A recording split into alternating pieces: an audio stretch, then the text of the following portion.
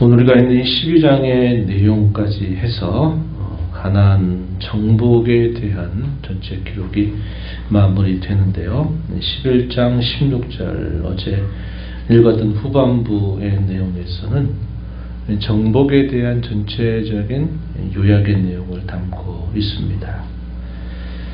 우리가 살펴본 것처럼 이 정복에 대한 내용, 7년 동안 이 가나안 정복 전쟁을 수행하면서 그 가나안 땅에 살던 사람들 중에는 라합과 그의 가족만이 살았고, 족속으로는 기브온 족속만이 살아남고 나머지 모든 족속들은 결국 이스라엘에 의해 패배를 당하고 패망을 당하게 된 일이 소개가 됩니다. 그리고 그 모든 일들은 결국 하나님께서 베풀어 주신 은혜에 따라서 이루어진 일이다 하는 사실을 우리가 함께 살펴보았습니다.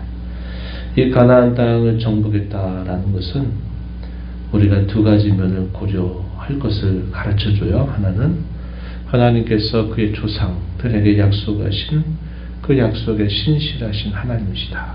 약속하신 바를 따라 이루어주신 일이고, 또 하나는 가나안 족속들의 죄악에 대한 하나님의 심판이다 하는 사실입니다.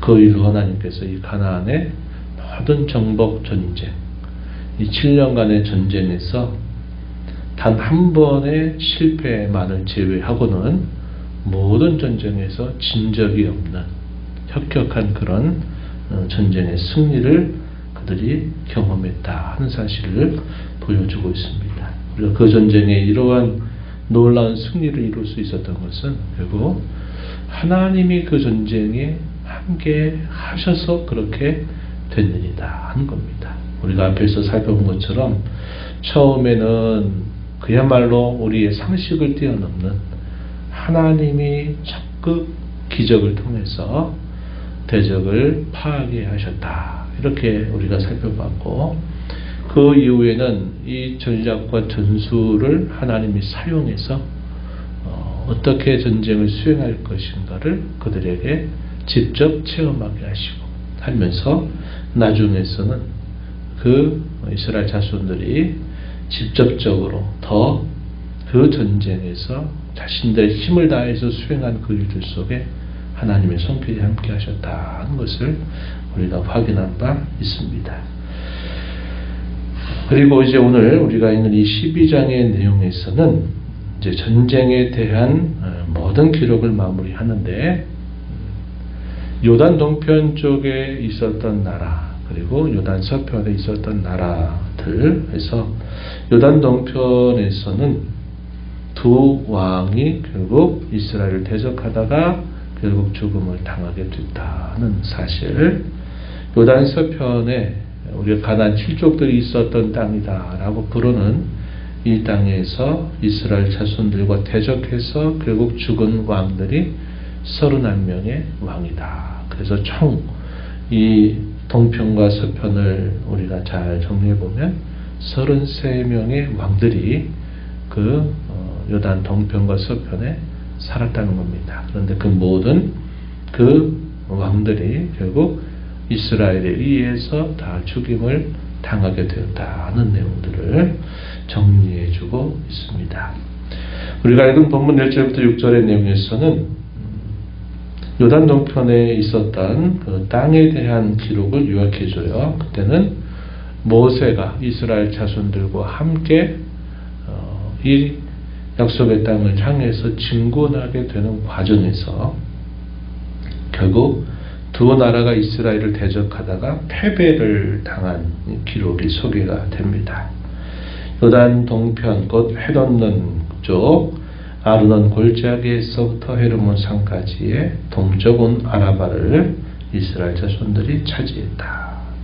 그 땅에서 쳐 죽인 왕들 두 왕이 소개가 됩니다. 이 내용이 2절에 보면 헬스본 왕이었던 시온, 그리고 4절에 가서 보면 바산의 왕 옥입니다. 그래서 시온과 이 옥, 이 두 큰 나라를 이끌었던 이 두 왕이 결국 이스라엘에 의해서 결국 패배를 당하게 됐다 하는 겁니다. 이렇게 된 이유를 사실 쭉 따져 들어가게 되면 그야말로 이 일들이 싸울 만한 일이 결코 아니었다 하는 사실을 우리가 알게 됩니다. 처음에 어떻게 해서 이 전쟁이 벌어졌나요? 이스라엘 자손들이 우리가 조용하게 당신들의 땅을 통과하게만 해달라. 우린 결국 당신들과 싸울 생각이 없다 하는 것을 분명히 밝혔습니다. 그리고 그 지나가는 과정에서 뭔가 우리에게 요구되거나 필요한 것들은 다 우리가 지불하겠다. 조용히 지나가게만 해달라라고 이렇게 부탁을 했는데 이 두 왕들이 다 어떻게 대합니까? 절대로 못 간다. 그러면서 이스라엘 자손들을 죽이려고 먼저 전쟁을 걸었던 겁니다. 그들이 볼 때는 나라도 없는 저 사람들이 자신들과 절대로 싸움의 대상이 될 수 없겠다 하는 생각이 들었겠죠. 그런데 이스라엘 자손들과 함께 하신 하나님이 결국 이 두 나라를 결국은 패망을 당하고 점령을 당하게 하셨다 하는 겁니다. 소탐대시라고 우리가 한자말을 떠올릴 수 있다고 그랬어요. 작은 것을 탐하려고 하다가 큰 것을 잃어버리는 그런 일이 벌어진 겁니다. 결코 싸울 만한 그런 일이 아니었어요. 지나고 나서 보니까 후회해도 소용없는 거죠. 그때 이스라엘 자손들에게 그냥 길만 통과하게 해줬더라면 자신들이 그 나라를 유지하고 존속할 수 있었을 겁니다. 그런데 그거 하나 용납 못해가지고 결국 싸웠다가 완전히 패망당하는 그런 꼴을 맞게 된 거죠. 우리가 살아가는 삶 속에서도 그런 일들을 후회할 때가 많아져요. 뭐 때문에 그렇습니까? 별거 아닌 거. 지나고 나면 아무런 그럴 만한 원인도 되지 않는 것 때문에 우리가 욕심부리거나 교만하거나 우리 마음의 어떤 시기나 이런 것들을 부리다가 별것 아닌 것이 크게 커져가지고 나중에 많은 것을 결국 잃어버리고 후회하게 되는 일들이 생길 수 있다. 본질적인 것이 아니라면 그렇지 않은 비본질적인 것들에 대해서는 우리가 조금 넉넉한 마음을 갖고 살아가는 것이 중요하다는 것을 우리가 이걸 통해서 배울 수 있습니다. 요단 서편에 대한 요약은 본문 7절부터 마지막 절까지 소개가 됩니다. 이 내용들 가서 보시죠. 7절에 보면 여호수아와 이스라엘 자손이 요단 이편 곧 서쪽 레바논 골짜기의 바알가세서부터 세일로 올라가는 곳 한락산까지 쳐서 멸한 그 땅의 왕들이 이러하다. 북쪽과 남쪽의 경계 지역을 소개합니다. 그래서 요단 서편에 이 남쪽으로부터 북쪽에 이르는 그 모든 나라들을 결국 쳐서 점령한 사실들을 말해 줍니다. 그 지형은 여러 가지 지형을 구성하고 있었어요. 8절에 보면 산지가 있고 평지와 아라바와 경사지, 광야도 있습니다. 네겝, 곧 헷 족속, 아모리 족속, 가나안 족속, 브리스 족속, 히위 족속, 여부스 족속의 땅, 다양한 지형의 형태를 가지고 있는 그 요단 서편에 있는 모든 나라들을 점령했다는 사실을 말해주고 있습니다. 이 요단 서편은 9지파 반에게 분배가 됐죠. 이제 그 분배에 대한 말씀은 13절부터 길게 22장까지 이 땅 분배에 대한 기록이 소개가 될 텐데요. 그때 살펴보게 될 것입니다. 그리고 그 나라의 왕들은 우리가 앞에서 읽어본 것처럼 처음에는 중앙지역을 시작으로 해서 전쟁이 벌어졌어요. 여리고성과 아이성. 그래서 중앙지역에 대한 소개는 9절에 보면 여리고 왕 그리고 베델 곁에 아이 왕, 이게 두 나라의 이 왕들이 소개가 되고, 이 중앙으로부터 중앙을 차지한 이스라엘 자손들은 남쪽에 있는 연합군들과 전쟁이 벌어져서 그 모든 전쟁에서 놀라운 승리를 거두게 됩니다. 그래서 그 전쟁을 이끌었던 우두머리, 우리가 앞에서 살펴봤던 것처럼 10절에 보면 예루살렘 왕입니다. 아도니세덱이라고 하는 왕이 남방에 있는 모든 나라들을 동맹을 이끌어서 이스라엘을 대적하다가 결국은 다 패망을 당하게 되었다 하는 것이죠. 이에 대한 기록이 어디까지 이어지게 되냐면 16절까지 이어집니다. 16절까지 10절부터 16절에 이 패망한 왕들의 목록이 소개가 되고요. 그리고 남부 지방이 다 결국 패배당했다는 소식을 듣고 두려워했던 이 북부 지방에 있는 많은 나라들이 하솔 왕을 중심으로 해서 또 역시 북부 동맹군을 결성해서 이스라엘을 대적하게 됩니다. 역시 그 전쟁에서도 결국 이스라엘이 완벽한 승리를 거두게 돼요. 그래서 19절에 보면은 하솔 왕이 우두머리로 이끌다가 결국 그 왕과 동맹을 맺었던 모든 나라들, 24절 앞부분까지 디르사 왕까지 이 모든 나라들은 결국 이스라엘 나라에서 패망을 당해요. 이것이 가나안 북부 지방을 이끌었던 왕들입니다. 그래서 모두 이 요단서편은 31명의 왕이 이스라엘을 위해서 패망을 당하고 죽임을 당했다. 이렇게 기록을 해줍니다. 이것이 요단 동편과 서쪽에 있는 땅들을 점령한 왕들의 목록이 소개되고 있는 부분입니다. 우리가 이 말씀을 보면서 몇 가지 중요한 교훈들을 살펴봐요. 이스라엘 자손들의 이 완벽한 승리는 결국 그것은 하나님이 약속하신 언약에 대한 성취였다 하는 것이고, 아까도 말씀드렸듯이 가나안의 우상 숭배와 그 우상 숭배에 물들어 살면서 그 땅을 더럽혔던 그 죄악에 대한 하나님의 심판이었다. 이스라엘을 도구로 삼아서 그들을 심판하신 일이었다 하는 것을 분명히 보여주고 있습니다. 그래서 그들이 결국 이러한 일들을 통해서 분명히 깨달아야 될 사실들은 자신들의 능력과 자신들의 힘으로 그 가나안 땅을 정복한 일이 아니었다는 사실을 잊지 말아야 했습니다. 교만해서는 결코 안 될 일이다. 하나님 앞에 겸손할 것이고 하나님이 함께 하심으로 말미암아 그들이 받은 은혜다 하는 사실을 망각해서는 안 된다는 겁니다. 망각하는 순간부터 그들이 교만해지고 그것 때문에 또 하나님 앞에 범죄하게 되는 일들이 반드시 따라오게 된다는 사실을 보여주고 있다는 겁니다. 우리가 살아온 삶에 대한 우리의 태도도 역시 마찬가지입니다. 우리가 수많은 범죄와 또 연약함과 허물로 살아왔던 많은 삶의 흔적들이 있음에도 불구하고 우리가 범한 그 죄를 따라서 하나님이 우리를 대우하거나 처치하지 아니하시고 우리에게 항상 긍휼과 자비를 베풀어 주셔서 오늘 우리가 여기까지 살아왔다는 사실을 우리가 늘 잊지 말아야 한다는 겁니다. 잊게 되면 교만해지고 잊게 되면 하나님의 은혜로부터 멀어지게 되는 일이 반드시 따라온다 하는 사실을 우리가 잊지 말아야 된다는 것입니다. 이스라엘 자손들이 가나안 땅을 차지한다고 하는 것은 당시 사람들에게 있어서는 그야말로 참 많은 파란만장한 삶을 경험했던 시간들이 되었을 겁니다.